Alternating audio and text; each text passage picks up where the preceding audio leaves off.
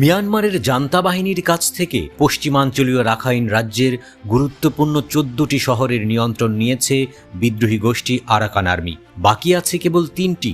ওই 3টি শহর দখলের একেবারে দ্বার প্রান্তে পৌঁছে গেছে আরাকান আর্মির যোদ্ধারা। এই 3 শহর দখল করলেই পুরো রাখাইন রাজ্যে পূর্ণ নিয়ন্ত্রণ প্রতিষ্ঠা করবে তারা। আর এর মাধ্যমে মিয়ানমারের চলমান গৃহযুদ্ধ এবং আঞ্চলিক ভূ রাজনীতির হিসাব নিকাশও পুরোপুরি বদলে যেতে পারে। পুরো রাখাইন রাজ্য আরাকান আর্মির হাতে চলে গেলে কপাল চাপড়াবে ভারত, কারণ বঙ্গোপসাগরের কোল ঘেঁষে গড়ে তোলা রাখাইনের সিতুয়ে বন্দর এবং ভারতের কালাদান পরিবহন প্রকল্পের নিয়ন্ত্রণ চলে যাবে মিয়ানমারের বিদ্রোহীদের হাতে।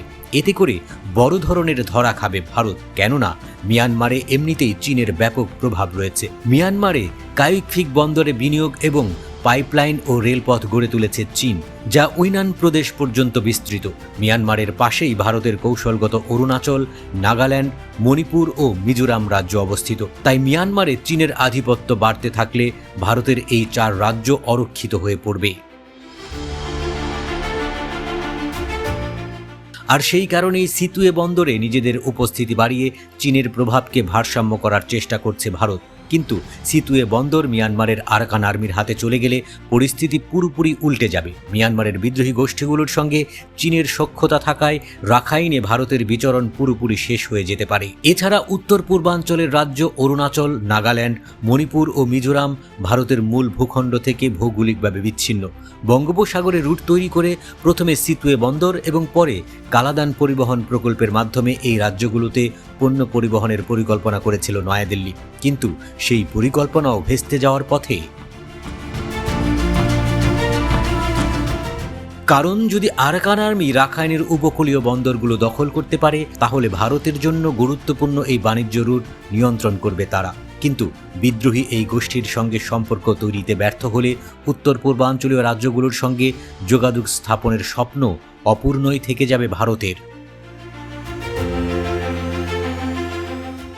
2021 সালে মিয়ানমারের সামরিক অভ্যুত্থানের পর রাখাইনে নিয়ন্ত্রণ হারাতে শুরু করে জান্তা সরকার।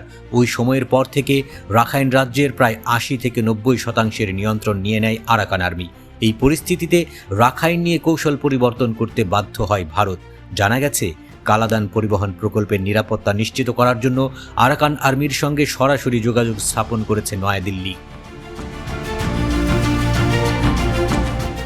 বেশিরভাগ বিশ্লেষক মনে করেন আরাকান আর্মির উত্থান ভারতের জন্য উভয়মুখী তলোয়ারের মতো। একদিকে মিয়ানমারের জান্তা সরকারের দুর্বলতা ভারতকে তাদের নীতি পুনর্বিবেচনার সুযোগ দিচ্ছে, অন্যদিকে আরাকান আর্মির হাতে ক্ষমতা গেলে ভারতের জন্য নতুন চ্যালেঞ্জ তৈরি হবে।